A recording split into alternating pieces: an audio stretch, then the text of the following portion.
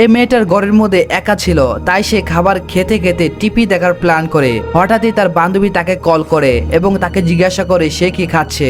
তখনই মেয়েটি তাকে মিতা বলে যে ডায়েট থাকার দারুণ, তার সব শাকসবজি খাওয়া ছাড়া আর কোনো উপায় নেই। এটি সঙ্গে সঙ্গে মেয়েটা লক্ষ্য করে যে তার সমস্ত কুকিজ শাকসবজিতে পরিণত হয়েছে।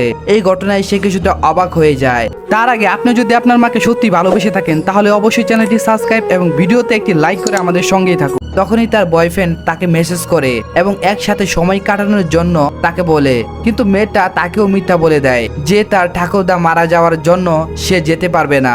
এটা বলার কিছুক্ষণ পরেই তার মা তাকে ফোন করে জানায় যে তার ঠাকুরদা মারা গিয়েছে এবং তাকে জলদি করে বাসায় আসার জন্য ফোর্স করে। কিন্তু মেয়েটা তার প্রিয় টিভি এনজয় করার জন্য তার মাকেও বাহানা করে বলে দেয় যে তার খুব কাশি হয়েছে।